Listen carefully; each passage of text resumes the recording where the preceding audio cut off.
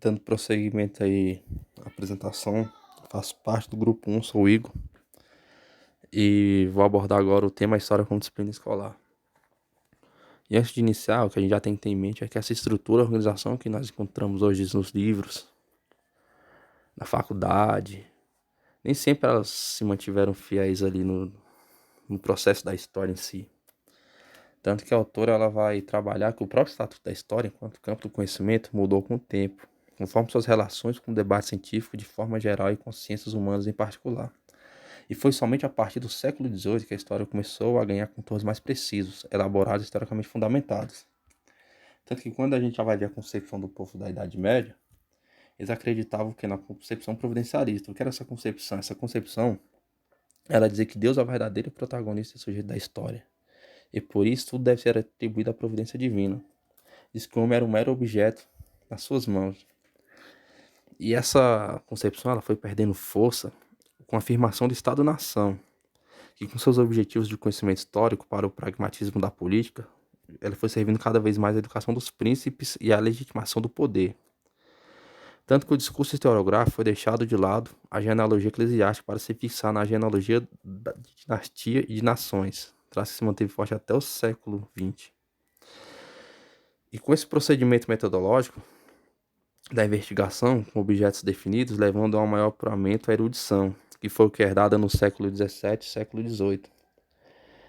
Essa afirmação científica se fez, portanto, nos momentos em que as ciências, de uma forma geral, alcançavam posições mais sólidas e reconhecidas. E ao final do século XIX, passou a fundamentar-se no positivismo e no marxismo.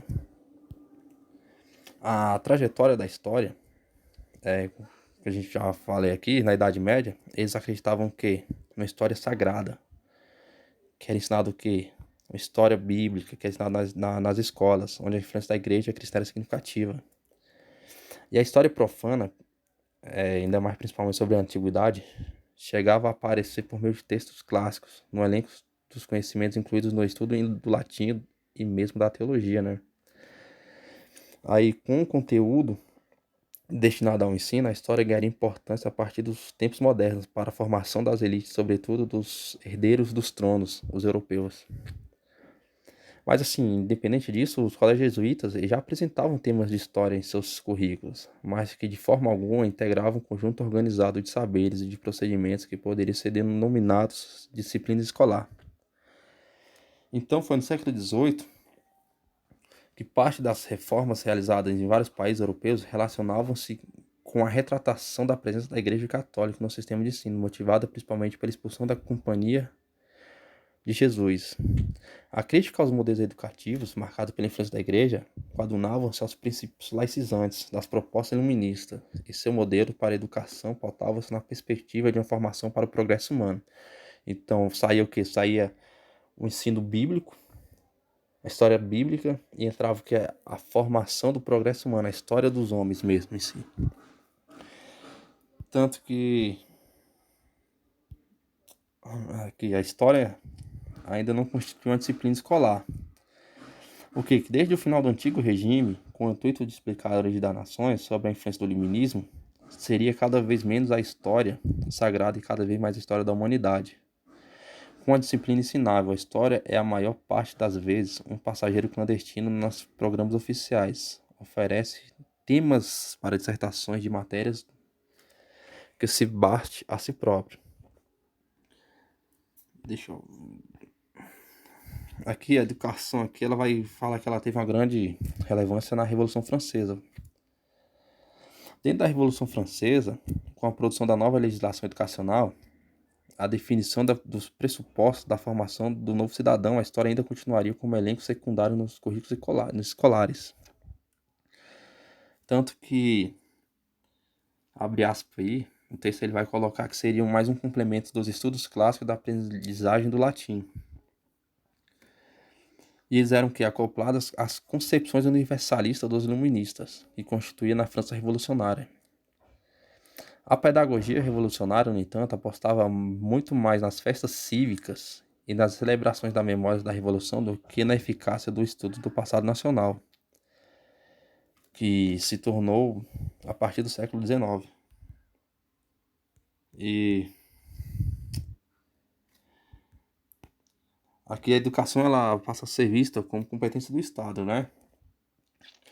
Tanto que a organização do sistema de ensino público varia conforme as conjunturas nacionais. Mas pode-se dizer que havia preocupação na formação de um cidadão adequado ao sistema social e econômico, transformado pela consolidação do capitalismo e com o fortalecimento das identidades nacionais. Foi neste momento que a história, como campo do conhecimento, começou a apresentar maior sistematização em termos de investigação, seus métodos procurando o equilíbrio entre as dimensões eruditas e filosóficas.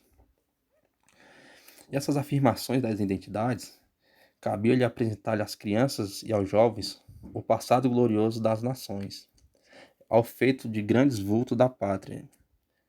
Esse era um objetivo da historiografia comprometida com o Estado, né?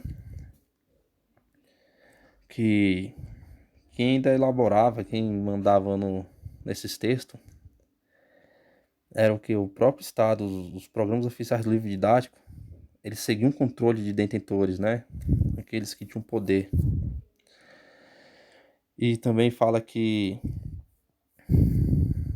ocorreu na Europa e também na América, entre os países emancipados, necessitavam de construção de um passado comum. Então, querendo ou não, essa estrutura do Estado, a autora que ela cita até o exemplo da Argentina e do México, que onde essas lutas pela hegemonia política implicariam também lutas pelo controle sobre a produção historiográfica, sobre o ensino da história. Aí trabalhar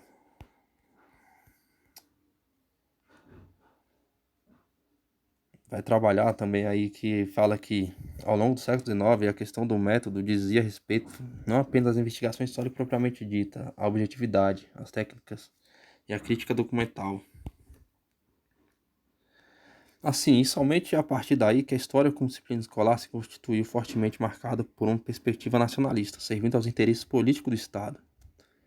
Assim como eu acabei de mencionar aí, quem determinava a produção da história era o Estado.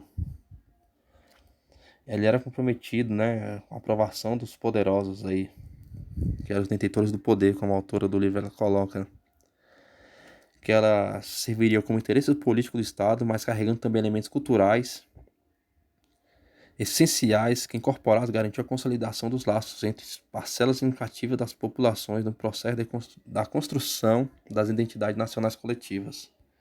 Então, a minha parte era somente falar sobre isso. Valeu!